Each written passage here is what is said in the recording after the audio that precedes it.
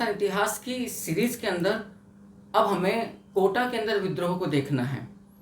1857 की गदर की कहानी चल रही है, जिसमें हमने लास्ट एपिसोड में आवा के अंदर विद्रोह को सिलसिलेवार तरीके से देख लिया था। किस प्रकार से ठाकुर कुशाल सिंह चंपावत ने नहीं चाहते हुए भी अंग्रेजों और जोधपुर रियासत की सेना को 2 बार बुरी तरह से मात दी। भले ही उसके द्वारा अपनाई गई कूटनीति उन्हीं के गले की हड्डी बन गई आवा ठिकाने के लिए, लेकिन बिथोड़ा युद्ध जिससे कि आवा ठिकाने में क्रांति का आगाज होता है, और चेलावास युद्ध जो कि कीर्ति का शिखर था आवा ठाकुर कुशाल सिंह चंपावत का। कोटा में विद्रोह को देखिएगा, 1857 की क्रांति हमारा चल रहा है। अब कोटा में जब विद्रोह की बात हम लोग लेते हैं तो मैं कुछ बातों पर बहुत विस्तार से प्रकाश डाल दूं। संपूर्ण राजपूताने के अंदर एकमात्र रियासत कोटा थी जहां पर जनता ने विद्रोह किया था। देखिएगा, जब मैंने आपको 1818 की संधियों वाला जो एक अध्याय था इससे पहले का, वो जब पढ़ाया था तब मैंने स्पष्ट किया था कि किस प्रकार से कोटा की जनता की भावनाओं के साथ, उनके अधिकारों के साथ कोटा दीवान झाला जालिम सिंह ने 20 फरवरी 1818 ईस्वी को जो ब्रिटिश ईस्ट इंडिया कंपनी के गवर्नर जनरल लॉर्ड हेस्टिंग्स के साथ एक पूरक संधि की थी, उसके द्वारा छल किया था। और इसका दुष्परिणाम इस रूप में सामने आया कि कोटा नरेश कठपुतली मात्र बन के रह गए, क्योंकि कोटा दीवान और फौजदार का पद झाला जालिम सिंह के पास वंशानुगत तौर पर चला गया।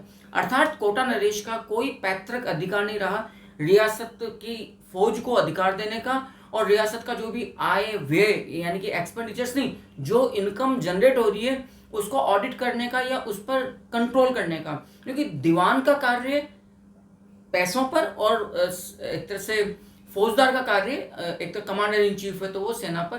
तो कोटा नरेश मात्र कठपुतली बन के रह गया। अब अधिकारों की खींचतान आरंभ होती है 20 फरवरी 1818 ईस्वी को जो पूरक संधि की गई थी। नतीजा ये निकलता है कि शनय शनय कोटा नरेश के अधिकार सीमित होते चले जाते हैं, वो मात्र मुखौटा बन के रह जाता है।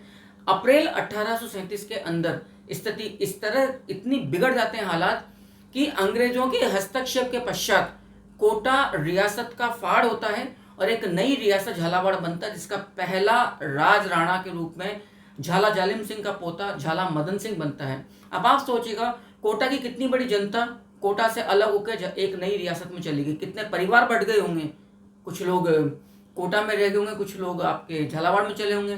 पता लगे घर आपके कोटा में है और जमीन जायदाद और सब कुछ आपका झालावाड़ में चला गया, तो बड़ी दुश्वारियों का सामना कोटा को करना पड़ा। कोटा की जनता ने इसके लिए झाला जालिम सिंह से अधिक जो कोटा नरेश थे, कोटा राजवंश था, उसको हाड़ा जो राजवंश था उसकी अकर्मण्यता को जिम्मेदार माना। अतः 1857 की क्रांति जैसे ही भड़की, कोटा की जनता ने बागी सिपाहियों के साथ कंधे से कंधा मिलाकर कोटा नरेश और राज परिवार को दिन में तारे दिखा दिए थे। याद रखिएगा, कोटा नरेश संपूर्ण राजपूताने में 1857 के गदर के दौरान विद्रोहियों के अधिकार में बंधक रहने वाली रियासत और राज परिवार और राजा कोटा ही था, याद रखिएगा। तो पहली बात तो कोटा विद्रोह की जब हम बात कर रहे हैं तो कोटा में विद्रोह का स्वरूप क्या था ये मैं आपको बतला दूं। कोटा में विद्रोह का स्वरूप था जन विद्रोह। कोटा नरेश का नाम क्या था ये भी आप लोग देख लीजिएगा। कोटा नरेश का नाम हमारे सामने आता है महाराव, याद रखिएगा, राम सिंह द्वितीय हाड़ा। कोटा पॉलिटिकल एजेंट इस समय कौन नियुक्त था, तो यहां पर नियुक्त था मेजर बर्टन। ये बात भी आपको याद रखनी होगी, कोटा पॉलिटिकल एजेंट है, याद रखिएगा, मेजर बर्टन। ठीक है साहब। अब पॉइंट क्या होता है, जब मैंने आपको ये सारे हालात बतला दिए, कोटा की पृष्ठभूमि क्या थी 1818 से लेकर 1857 तक की स्थिति में, तो कोटा में क्रांति का जो आरंभ होता है वो धनतेरस के दिन आरंभ होता है। कोटा में क्रांति का आरंभ 15 अक्टूबर 1800, याद रखिएगा, 15 अक्टूबर 1857 ईस्वी के दिन, और इस दिन धनतेरस का दिन था, राइट।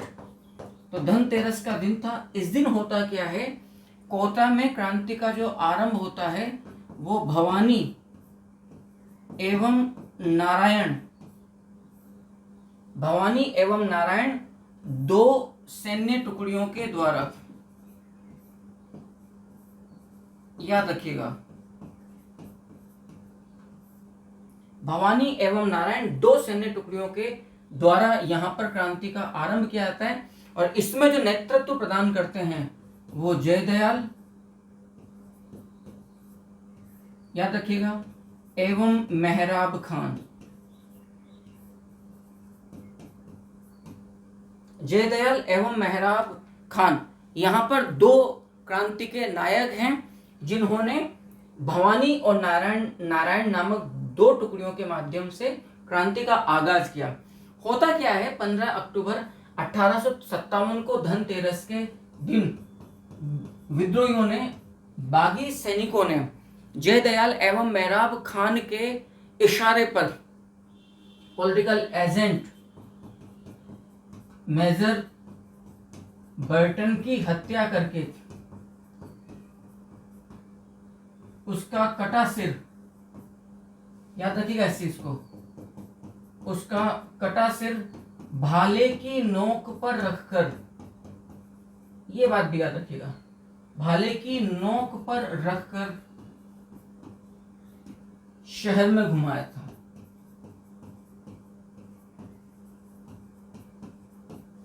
क्लियर। और फिर दूसरी तरफ कोटा विद्रोहियों ने राज परिवार पर एक तरह से राज परिवार को नजरबंद करके राजमहलों के मुख्य कार्यालयों पर अधिकार करके कोटा महाराव राम सिंह द्वितीय हाड़ा को बंदी बना लिया था। इस बात को याद रखिएगा। क्लियर है साहब।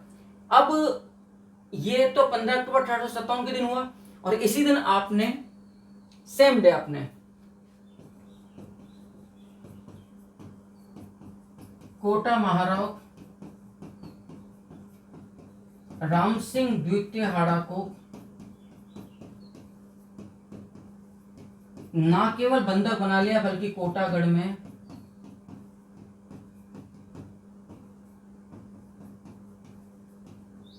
नजरबंद कर लिया था। अब मैं आपको एक बात यहां पे बड़ी स्पेशल बतला दूं कि कोटा महाराव राम सिंह द्वितीय हाड़ा 1857 के गदर के दौरान संपूर्ण राजपूताने में सबसे लंबे समय तक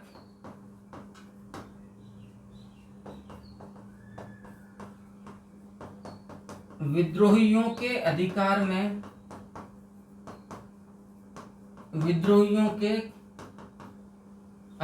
में रहने वाला नरेश एवं रियासत कोटा है। नरेश कोटा महाराव राम सिंह द्वितीय हाड़ा। और ये बात भी आपको यहां पर समझनी पड़ेगी, बहुत ज्यादा इंपॉर्टेंट है। आपको समझना पड़ेगा कि फाइनली कोटा महाराव राम सिंह द्वितीय हाड़ा को क्लियर विद्रोहियों के अधिकार से मुक्ति जनवरी 1858 ईस्वी में करौली महाराजा मदनपाल सिंह,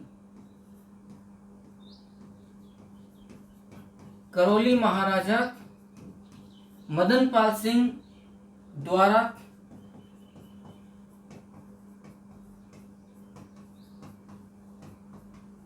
मलूम पाल के नेतृत्व में भेजी गई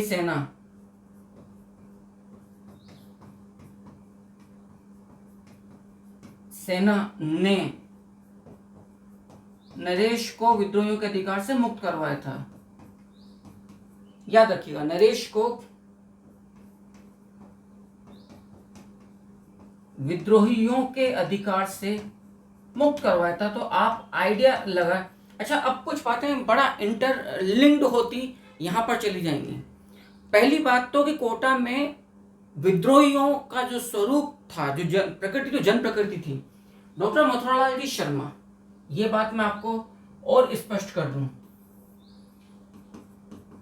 डॉक्टर एमएल शर्मा एकमात्र इतिहासकार हैं जिन्होंने मेहराब खान ने चूंकि क्रांति का यहाँ पर नेतृत्व किया था, इसीलिए कोटा विद्रोह को गलती से मुस्लिम विद्रोह बोला है।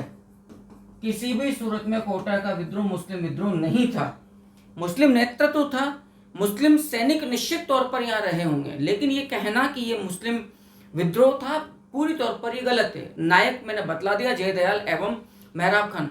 अब आप आइडिया लगाइएगा जनता का आक्रोश कितना अधिक था कि करौली महाराजा मदन पाल सिंह, जिसके साथ कोटा रियासत के वैवाहिक संबंध थे, उनको अपने सेनानायक मलूम पाल को भेजकर, क्योंकि मलूम पाल ने आकर यहाँ विद्रोहियों को समझाया बुझाया और जनवरी 1858 में जाकर इन्हें मुक्ति प्राप्त हुई है। याद रखिएगा, कोटा महाराज राम सिंह द्वितीय हड़ा को। इसीलिए जब क्रांति समाप्त हो गई थी तो AGG जॉर्ज पैट्रिक लॉरेंस ने अपनी रिपोर्ट में पहले नंबर पर, याद रखिएगा, करौली को EIC का कृपा पात्र बतलाया था कि करौली महाराजा मदन पाल सिंह ने राजस्थान में, राजपूताने में विद्रोह को दबाने में महत्वपूर्ण भूमिका अदा की थी। इस बात को याद रखिएगा आप लोग बहुत अच्छे से।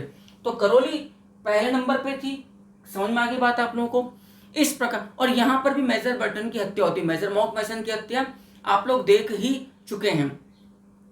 अच्छा, दूसरी इंपॉर्टेंट बात ये, आगे जाकर कोटा महाराज राम सिंह द्वितीय हड़ा पर इस बात का आरोप लगाया गया EIC के द्वारा, ईस्ट इंडिया कंपनी के द्वारा, कि चूंकि आपने देवली छावनी से कोटा कंटिंजेंट टुकड़ी जो वहां पर डिप्लॉयड थी, नियुक्त थी, उसको बुलाने में देरी करी और आपने विद्रोहियों को भरपूर मौका दिया कि वो अवसर का लाभ उठाकर मेजर बर्टन, उसके जो पुत्र था फ्रैंक ऑर्थम एवं डॉक्टर सेविल क्वांटम की हत्या कर दें।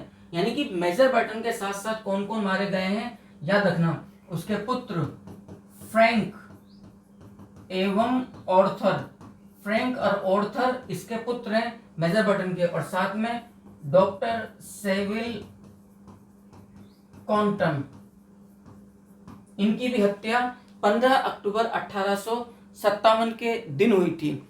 बाद में याद रखिएगा 30 मार्च 1858 ईस्वी को, 30 मार्च 1858 ईस्वी को HG रॉबर्ट्स के नेतृत्व में जब ब्रिटिश सेना कोटा में आती है, तब जाकर विद्रोहियों को निर्णायक तौर पर कंपनी सरकार द्वारा परास्त किया जाता है एवं कोटा रियासत और संपूर्ण राज परिवार को और गढ़ को विद्रोहियों के अधिकार से मुक्ति दिलाई जाती है। जिस प्रकार से आपने पिछले एपिसोड में देखा था कि 8 अगस्त 1860 को जब आवा ठाकुर कुशाल सिंह चंपावत ने नीमच छावनी में कंपनी सरकार के सामने आत्मसमर्पण कर दिया था, तो आवा में क्रांति का अंत हुआ था। उसी प्रकार से बहरहाल मैं आपसे उम्मीद करूंगा कि यहाँ तक की बात को एक बार आप लोग देख लीजिए और देखने के बाद उतार लीजिए, फिर मैं अपनी बात को थोड़ा सा और आगे फॉरवर्ड करता हूँ। जल्दी से यहाँ तक की बात को ठीक से समझ लीजिए, देख लीजिए। आई थिंक आपने, मैं स्क्रीन आउट हो जाता हूँ, यहाँ तक का आपने देख लिया है, देख लीजिए, क्योंकि काफ़ी मेरे हिसाब से काफ़ी महत्वपूर्ण तथ्य है, तो आपको बराबर ये ध्यान देने वाली बातें, क्योंकि किसने भेजा, कब भेजा, ये तमाम चीज़ें हैं। क्लियर। अच्छा, मेहराब खान और जो आपके जयदयाल है, इनको बाद में गिरफ्तार किया जाता है और देवली के अंदर कोर्ट में इन पर मुकदमा चलाया जाता है, इस बात को याद रखना। फिर बाद में इनको फांसी दे दी जाती है कोटा के अंदर, कोटा एजेंसी के आगे नीम के पेड़ पर लटका कर। मेहराब खान को 12 दिसंबर 1859 को और 14 मई 1860 को जयदयाल को, याद रखिएगा 12 दिसंबर 1859 में तो मेहराब खान को और बाद में एक साल बाद 14 मई को, लेकिन वो जयदयाल को, राइट। खैर चलते हैं। अब यहाँ पर जो हम लोगों ने जो कहा कि कोटा में क्रांति का अंत, कोटा में क्रांति का जो अंत होता है वो होता है 30 मार्च, याद रखिएगा 30 मार्च 1858 ईस्वी को, 30 मार्च 1858 ईस्वी को HG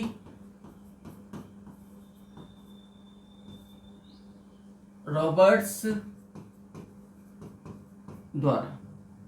H.G. रॉबर्ट्स के नेतृत्व में जो सेना कोटा में आती है वो कोटा रियासत को और कोटा मतलब गढ़ को विद्रोहियों के अधिकार से मुक्त करवाती है। और फिर H.G. रॉबर्ट्स आगे जाकर फिर ये तात्या टोपे के संदर्भ में आपको युद्ध करता हुआ नजर आएगा। क्लियर। अब सबसे बड़ी बात क्या होती है कि एक आयोग का यहाँ पर गठन किया जाता है जिसका नाम है रॉबर्ट आयोग। आप लोगों ने पिछले एपिसोड में आउवा ठिकाने में मेजर टेलर कमीशन का गठन देखा था कि जोधपुर पॉलिटिकल एजेंट मॉक मैसन की जो हत्या चेलावास काला गोरा युद्ध के दौरान 18 सितंबर 1857 के दिन हुई थी, उसकी हत्या में आउवा ठिकानेदार ठाकुर कुशाल सिंह चंपावत की भूमिका की जांच के लिए मेजर टेलर कमीशन का गठन किया गया था। बाद में मेजर टेलर कमीशन ने निर्दोष सिद्ध किया था, निर्दोष माना था किसको? ठाकुर कुशाल सिंह चंपावत को। उसी प्रकार से कोटा में रॉबर्ट आयोग का गठन होता है। रॉबर्ट आयोग का गठन क्यों होता है याद रखिएगा। मेजर बर्टन की हत्या में नरेश महाराव राम सिंह द्वितीय हाड़ा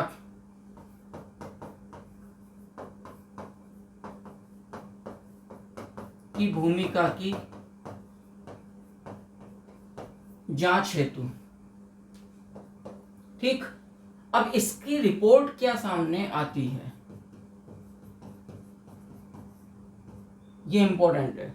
किसकी? रॉबर्ट कमीशन की। रॉबर्ट कमीशन ने रिपोर्ट के अंदर क्या घोषित किया इस बात को याद रखिएगा। रॉबर्ट आयोग कहता है कि बर्टन की हत्या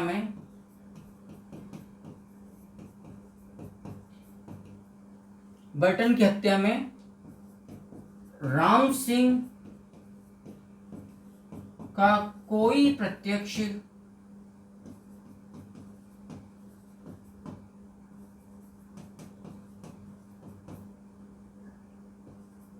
भूमिका नहीं थी। यानी कि रॉबर्ट आयोग ने कहा कि हमें कोई ऐसा सीधा एविडेंस, डायरेक्ट प्रत्यक्ष प्रमाण नहीं मिला जिससे यह प्रमाणित किया जा सके कि साहब मेजर बर्टन की हत्या का आदेश कोटा नरेश महाराव राम सिंह द्वितीय हाड़ा के द्वारा दिया गया है, लेकिन संदेह व्यक्त किया गया। याद रखना, रॉबर्ट आयोग ने संदेह व्यक्त किया। क्या संदेह व्यक्त किया रॉबर्ट आयोग ने? रॉबर्ट आयोग ये कहता है, याद रखिएगा इस चीज को, रॉबर्ट आयोग का स्पष्ट संदेह था कि कोटा महाराव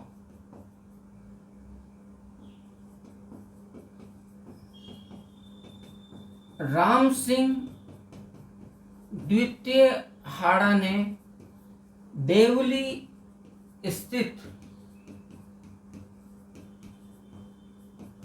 देवली छावनी में नियुक्त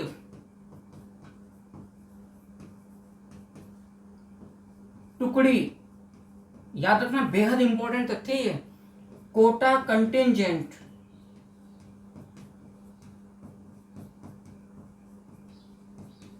को बुलाने में देरी करके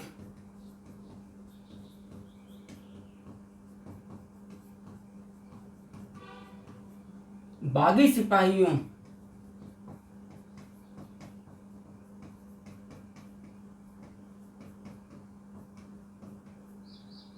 को भरपूर अवसर प्रदान किया।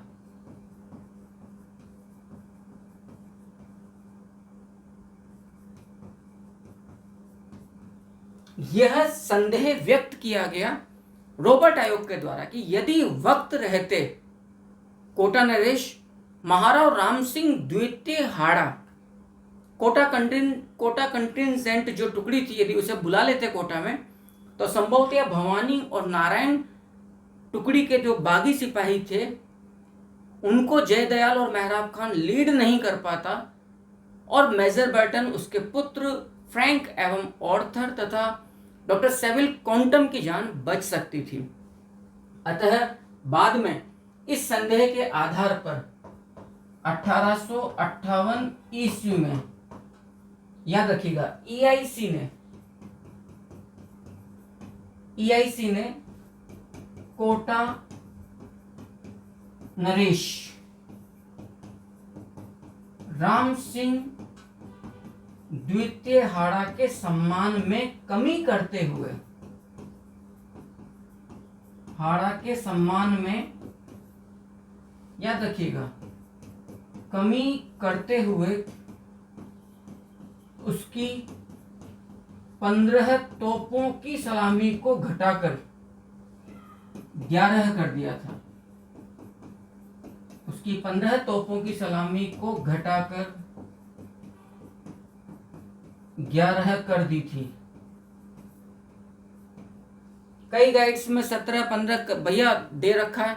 आई am too much responsible for my each and every word. मैं पूरी तौर पर उत्तरदायी हूं।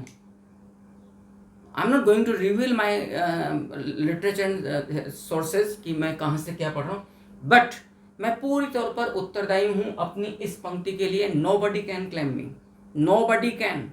15 तोपों की सलामी को घटाकर 11 कर दी गई थी, क्योंकि मैं गाइड्स पे नहीं चलता हूँ, किसी कोचिंग के नोट्स पे नहीं चलता हूँ। मेरे पास अपने पास काफ़ी रिच लिटरेचर अवेलेबल है, काफ़ी रिलायबल, और जो प्राइमरी सोर्सेज होते हैं हिस्ट्री के, तो मैं वहाँ से चीज़ों को ले रहा हूँ। अच्छा टेक्स्ट मेरे पास मौजूद है। तो 15 तोपों की सलामी को घटाकर 11 कर दिया था। और किस वर्ष किया था, ये बात भी याद रखना, 1858 ईस्वी में। अब जो यहाँ के अभियुक्त थे, कोटा में क्रांति के जो अभियुक्त थे, एक तो मेहराब खान, याद रखिएगा, और एक जयदयाल खान। मेहराब खान, अच्छा, एवं जयदयाल, नोट खान, माफ करना, मेहराब खान मुस्लिम है, जयदयाल हिंदू हैं। इन दोनों को गिरफ्तार किया गया, और दोनों को गिरफ्तार करके, याद रखना, देवली कोर्ट में इन पर मुकदमा चलाया गया था, देवली के अंदर। बाद में इन्हें अभियुक्त दोषी माना गया, और दोषी मानकर मेहराब खान को 12 दिसंबर 1859 को और जयदयाल को 14 मई 1860 ईस्वी को, इन दोनों को फांसी दी जाती है। कहां पर, याद रखना, कोटा एजेंसी भवन के आगे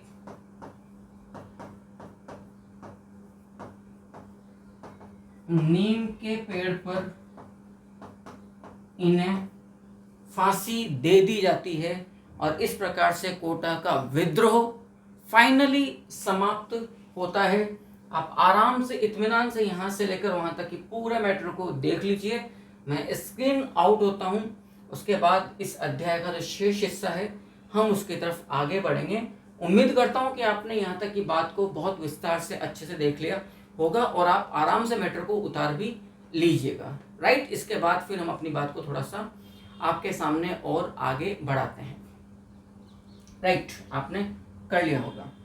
अब चूंकि कोटा की बात आपने यहाँ पर देख लिया है कि कोटा में किस प्रकार से 15 अक्टूबर 1857 को क्रांति का, देखो सबसे पहले तो मैं, नहीं, ये चीज़ गलत होगी, क्रम के रूप में लेता हूँ तो थोड़ा सा आपके लिए भैया सही रहेगा समझना, राइट।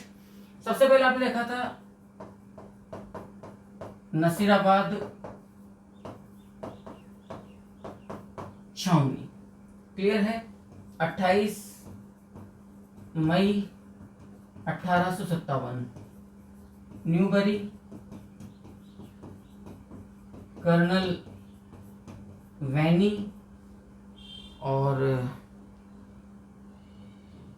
एक नाम और भूल रहा हूं मैं, न्यूबरी, कर्नल वैनी, स्पॉटिसवुड।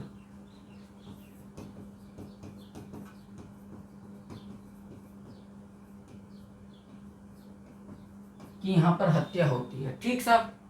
इसके बाद आप आइएगा नीमच छावनी।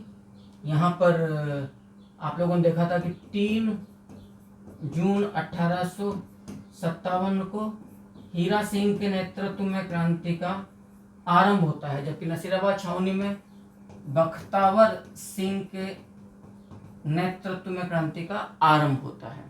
क्लियर। इसके बाद आइएगा देवली छावनी।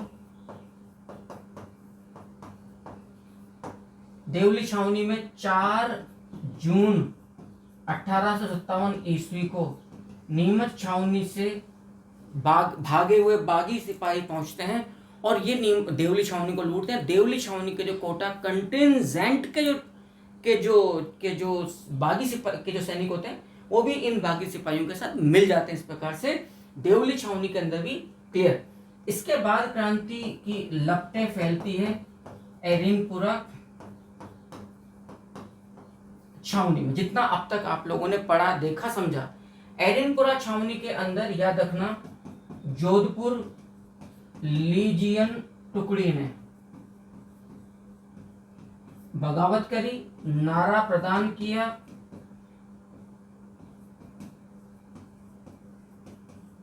चलो दिल्ली,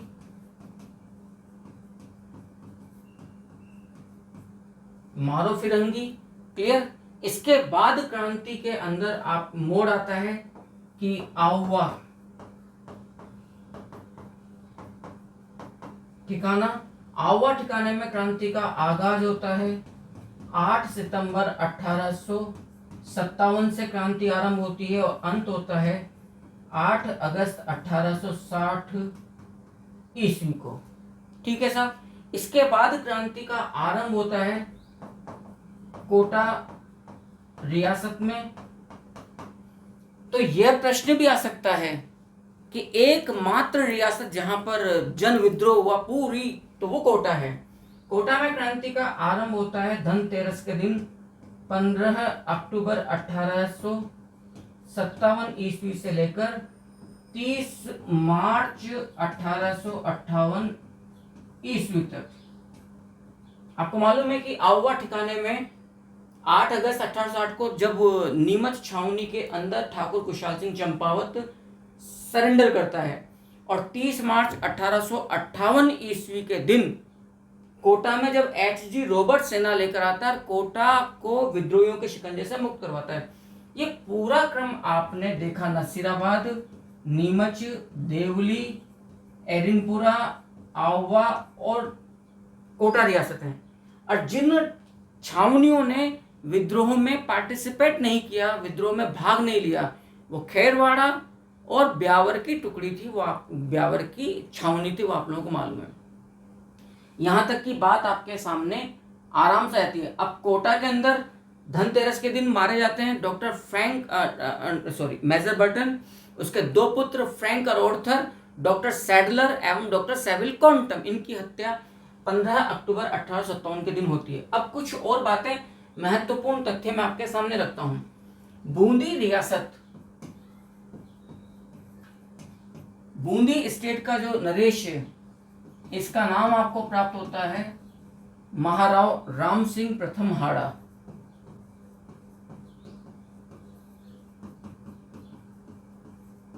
याद रखिएगा, महाराव राम सिंह प्रथम हाड़ा इस पूरे गदर में तटस्थ रहे थे। इन्होंने किसी को सहयोग नहीं किया।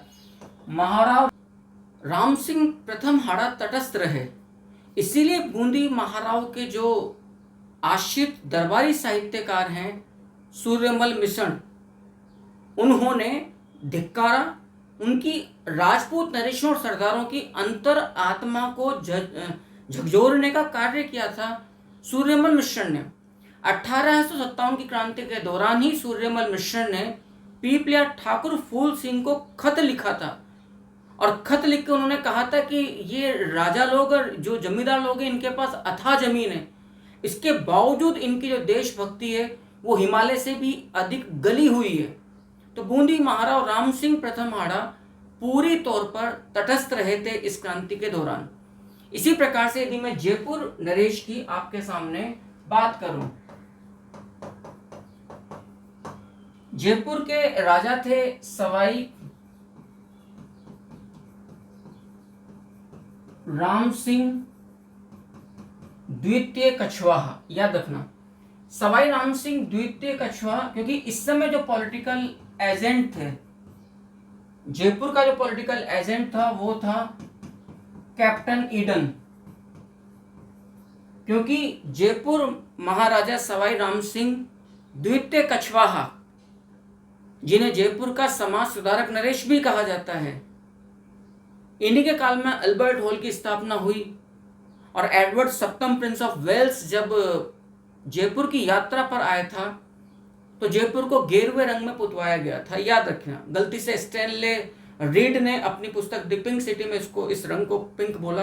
That is not historically correct and fact. गेरुआ रंग है बेसिकली जिस रंग में पुतवाया था। राम सिंह द्वितीय कछवाहा को जयपुर का समाज सुधारक नरेश इसलिए कहा जाता है क्योंकि इसने मतलब जीवित समाधि, कन्या वध, शिशु, कई प्रकार की कुप्रथाओं पर रोक लगाई थी। बहरहाल 57 की क्रांति में जयपुर का राजा था सवाई राम सिंह द्वितीय। इसने कैप्टन ईडन को काफी सहयोग प्रदान किया, इसीलिए ईआईसी ने प्रसन्न होकर, याद रखना इस बात को, जयपुर महाराजा सवाई राम सिंह द्वितीय को सितार ए हिंद की उपाधि, सितार ए हिंद की उपाधि, सितार ए हिंद की उपाधि एवं कोटपुतली परगना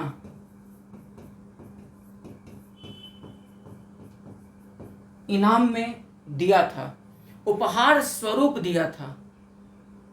जयपुर नरेश महाराजा राम सिंह या सवाई राम सिंह द्वितीय कछवाहा को। क्रांति के दौरान बीकानेर में भी कुछ अजीबोगरीब शानदार घटनाएं घटी थी। याद रखना, बीकानेर स्टेट के अंदर अंग्रेज भक्त महाराजा का शासन था जिनका नाम था महाराजा सरदार सिंह राठौर। जो आक्रोश सूर्यमल मिश्रण साहब का फूटा था वो व्यर्थ नहीं था, वो गलत नहीं था। ये इतने ज्यादा अंग्रेज लोलुप, अंग्रेज भक्त नरेश थे, इन्होंने बिना अंग्रेजों की अनुमति के, बिना उनकी जानकारी के राज्य की सीमा से बाहर जाकर महाराजा सरदार सिंह राठौर बीकानेर ने और हरियाणा के अंदर बड़ालू युद्ध में विद्रोहियों को परास्त कर दिया।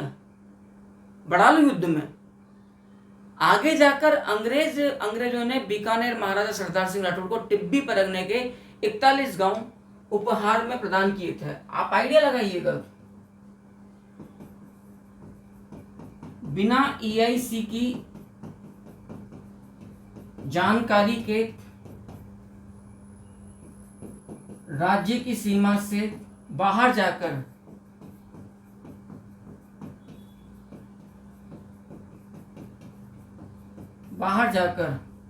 विद्रोहियों को कुचलने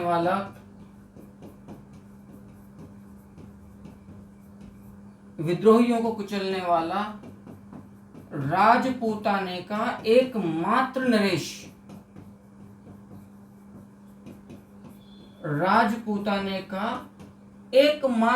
नरेश। आप सोच कर देखिए, मैं जो कई बार कहता हूं, दिल के फफोले जल उठे सीने के दाग से, इस घर को आग लग गई घर के चिराग से। जो रक्षक है वही भक्षक बन रहे हैं।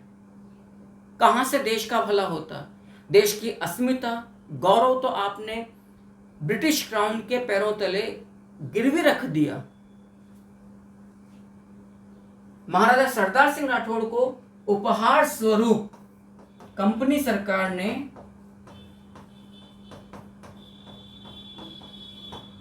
टिब्बी परगने के 41 गांव ईआईसी ईस्ट इंडिया कंपनी ने उपहार स्वरूप प्रदान किए थे।